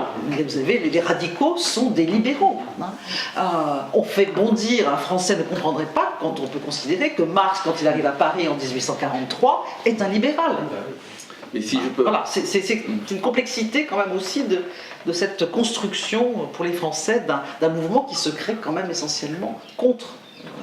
Donc pour aller dans le même sens, je pense que la raison principale, effectivement, dès la Restauration, le libéralisme, sauf pour les libéraux, a mauvaise presse, on n'aime pas le libéralisme, mais la raison, c'est que à cette époque, le libéralisme est considéré comme une importation anglaise, tout simplement. Et que depuis Waterloo, on ne peut pas être libéraux. Donc il faut toujours se rappeler que l'anglophobie primaire est au XIXe siècle, ce que l'anti-américanisme primaire est au XXe siècle. Le libéralisme, c'est anglo-saxon. Et donc, qu'on soit catholique réactionnaire comme Balzac ou révolutionnaire socialiste, le libéralisme est un produit d'importation de l'ennemi qui une des raisons principales, je crois, moi, de l'impopularité de Philippe et de sa chute facile, c'est qu'il était considéré comme l'ami des Anglais. Hein, c'est frappant. Et en même temps, il y a un contre-feu social. Il y a une anglomanie aussi très forte. Hein, oui, mais c'est pas comme pour pas l'anti-américanisme. Le sentiment qu'il y a aussi en même temps un contre-feu avec une pensée socialiste à laquelle on va plutôt adhérer et qui va faire que finalement le libéralisme va reculer parce qu'il y a effectivement rivalité avec les Anglais, donc c'est pas aimable. Et on a notre socialisme à la française. On a inventé un truc à nous et donc on va l'aimer jusqu'au bout, quitte à ne pas le comprendre. La révolution industrielle, c'est les Britanniques. Oui, c'est ça. La révolution politique, vous faites la révolution, en oubliant que les Anglais ont fait une révolution auparavant. Bon, voilà. Et puis, vous avez inventé le libéralisme, et puis nous, on invente le socialisme. Bon. On ne sait pas. Alors comment classer le chartisme? C'est très compliqué. Là, on ne sait pas très bien, puisque c'est à la fois un mouvement très réformiste, mais aussi qui quand même a des bases de question sociale très fortes. Et globalement, c'est assez vrai. Je pense que dans cette affaire, c'est très difficile de penser la question du libéralisme en faisant abstraction de la préférence accordée en France à l'égalité. Et penser en termes sociaux. Et là, c'est Rousseau qui revient. Et oui. C'est l'enracinement rousseauiste qui est très fort. Très fort, oui. C'est une société de gens égaux. Sans arrêt abattu et critiqué, c'est bien le nom de cet égalitarisme rousseauiste. C'est ça qui revient sans cesse, très fortement. Non, je me trompe ou pas? Oui, l'égalité. Bah oui. La violence qui s'exerce contre elle, elle est incompréhensible si on n'a pas ça en tête. Est-ce que le débat sur le travail des enfants sous la monarchie de Juillet a joué un rôle important dans le discrédit du libéralisme économique? Quand j'en rappelle les termes de mémoire, faire travailler, je crois que là, on a demandé à ce que les enfants de moins de 12 ans travaillent moins de 12 heures par jour, et donc l'opposition libérale dit que c'était une atteinte à la liberté d'entreprendre. En gros, c'était ça. Et ça a quand même eu un retentissement. Il y a des débats, les débats sont passionnants. Il y a des jours et des jours de débats, effectivement, autour de...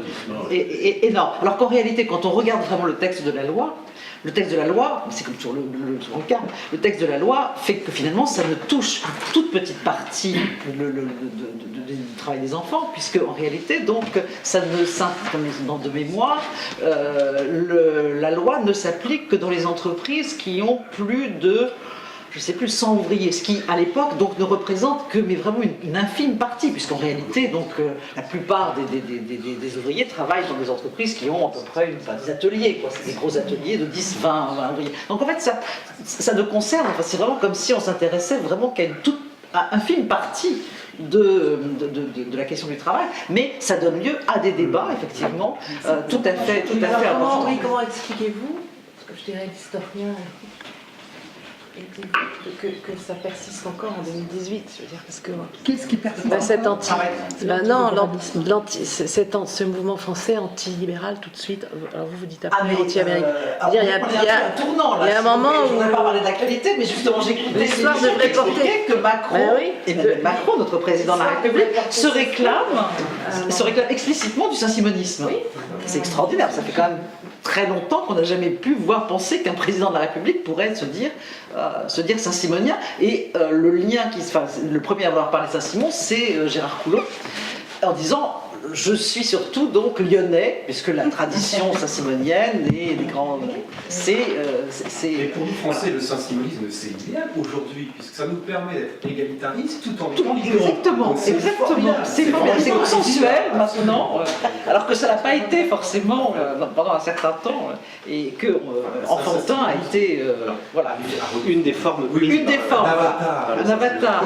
Mais comme le saint-simonisme a été retravaillé très largement par Enfantin et d'autres après, donc ça n'a rien à voir avec ce que fait non plus Michel Chevalier beaucoup plus tard, système du libre-échange. Donc voilà, donc c'est quelque chose qui peut toujours être en gestation, le saint-simonisme, mais c'est vrai que ça fait très longtemps que je n'avais pas entendu un homme politique dire je peux me réclamer du saint-simonisme. Voilà.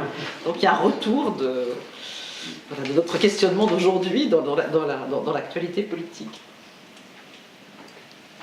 Bernard, est-ce que... C'est votre question, sinon Voilà, il y a une question par là. Moi c'était juste sur le je vais m'arrêter là. Je revenais à un sujet plus restreint, c'est une question sur le roman. Il me semble qu'un des aspects aussi qui est, sur cette question sociale qui est mis en valeur, dont tu as un petit peu parlé mais sur lequel tu n'as pas insisté, je m'adresse à Boris Lioncan, c'est la mise en valeur des conflits aussi, c'est-à-dire c'est pas seulement que la société est brouillée, qu'il faut chercher à la connaître, à la comprendre, qu'on perd ses repères, ou qu'il y a une atomisation du corps social, c'est qu'elle est traversée du coup de conflits, de luttes extrêmement violentes, ce qui est aussi d'ailleurs un des moteurs du roman, une des matières du roman. Tu as cité le rouge et le noir. Le rouge et le noir, c'est aussi, le discours de Julien Sorel, c'est aussi une façon de se définir comme plébéien contre d'autres classes. Il y a comme ça à chaque fois dans tous ces romans, dans beaucoup de romans de Balzac, une centralité de l'idée de lutte, de conflit. C'est pas encore nommé lutte de classe, mais on est déjà dans quelque chose de cet ordre-là, ou plus tard dans Les Misérables, ou je sais pas, l'éducation sentimentale, puisque tu en as parlé, ça revient aussi, c'est-à-dire cette idée d'une société qui est traversée par un conflit fondamental, et le roman prend acte de ce conflit, et c'est aussi ça la question sociale, il me semble, enfin, à travers les romans cette fois-ci. Oui, absolument, ce serait un quatrième facteur à prendre en considération, sachant que le personnage lui-même est parfois le lieu de ce conflit-là, et d'un conflit qui est devenu intérieur. Quelqu'un comme Julien Sorel est à la fois traversé par un idéal aristocratique et un idéal plébéien. Donc il y aurait là deux types de conflictualité envisageables. La conflictualité entre deux personnages resterait à savoir si ces personnages incarnent des catégories sociales au sens strict du terme, et puis des conflictualités plus intestines, c'est-à-dire intérieures au personnage de roman lui-même. Mais en effet, il faudrait en rajouter, il faudrait aller dans ce sens-là sans doute, oui, bien sûr. Tu as réveillé d'autres questions. Ah, oui. À un moment, vous parlez de distinguer la fausse indigence de la vraie. Voilà. Ça m'a vraiment interpellé. C'est quoi la fausse indigence? Disons que, pour rappeler le contexte, dans le cadre de certaines enquêtes qui sont censées servir le pouvoir central, si l'on peut dire, il s'agit de savoir comment distribuer de façon légitime les ressources à ceux qui le méritent. Ça n'a pas perdu. À ceux qui le méritent. Et pas à cette angoisse du faux pauvre, qui est une angoisse terrible. Mais oui, les faux migrants, les faux... Voilà, on a des tas de... Merci de cette explication. Une question un peu marginale, mais vous avez évoqué à propos des expérimentations des utopistes le canal de Suez. Pour moi, qui ne suis absolument pas historienne, le canal de Suez, c'est justement l'incarnation du libéralisme économique, de l'esprit d'entreprise. Et là, vous sembliez le lier plutôt au phalanstère. Alors, est-ce que vous pourriez... Oui, c'est toutes les contradictions, effectivement, de ce qu'on disait. C'est-à-dire que à la fois, on va faire des expérimentations sociales, créer des communautés, hein, mais il faut aussi développer les moyens de communication, les moyens d'échange. Hein, et donc, le canal de Suez commence donc par c'est une réalité, c'est à construire en tant que réalité, hein, puisqu'on ne dissocie pas dans leur pensée des actions réelles, d'actions qui sont des actions beaucoup plus idéalistes. Hein. Donc voilà, donc c'est créer des moyens de locomotion, et donc les Saint-Simoniens, puisque c'est le mouvement-là des Saint-Simoniens qui en est, peut à la fois, si vous voulez, chercher la femme, je veux dire, la mère, parce que ça s'appelle la mère, il y a le père et il y a la mère, donc on va chercher la mère idéale, donc qui va enfanter une nouvelle société, hein, et puis en même temps mettre en place des chemins de fer. Hein, bon. Même chose pour les fourriéristes, où on va à la fois penser, Fourier va penser le phalanstère avec un maître à la main, et va créer, on a des indications précises sur la taille des rues, de façon à ce que le vent passe et autres, donc on est dans quelque chose de très scientifique. Et puis en même temps, on va créer un homme nouveau, hein, qui va pouvoir se déplacer dans l'air, dans les mers, avec sa fameuse archidra. Voilà, donc évidemment, enfin, bon, est une folie totale. Bon, mais, enfin, bon, et tout ça débouche sur le scandale du canal de Suez. Alors tout ça débouchera beaucoup plus tard, parce qu'en fait, Panama et Suez est récupéré, le projet Saint-Simonien, il est récupéré par quelqu'un qui a compris l'importance du canal plus que du reste, qui est Ferdinand Lesseps.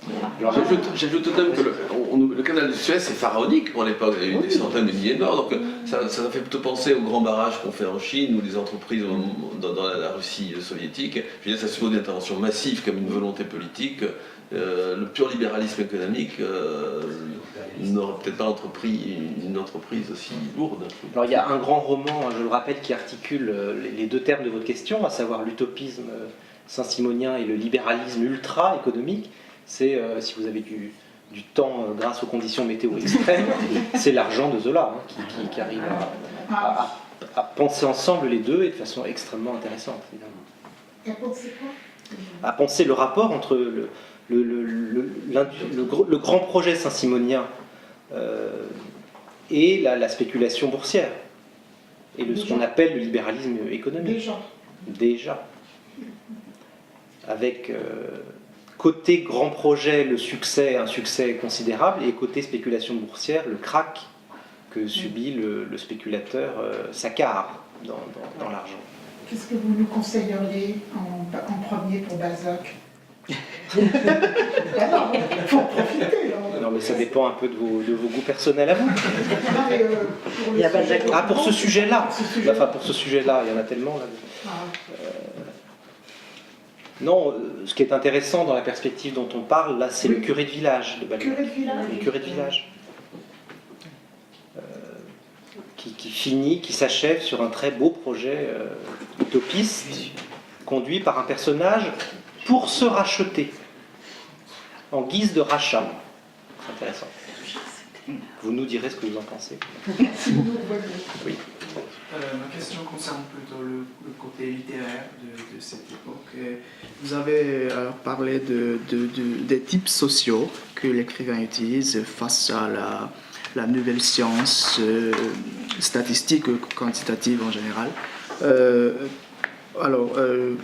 Ma question est que cette sorte de types sociaux, l'exemplarité, est-ce que les personnages dans les romans peuvent parfois dépasser cette exemplarité? Et si oui, comment on peut dépasser en qualifiant le roman comme voilà, quelque chose qui... Ça dépend. Il y a une forme affreuse d'exemplarité qui est la banalité. Bon.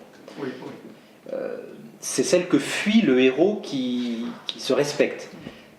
Mais le héros authentique suit une autre forme d'exemplarité. Ce n'est pas simplement un individu original qui se distingue du reste des hommes. Il suit une autre exemplarité qui serait d'ordre moral ou qui serait socialement, gratifiante, on peut dire.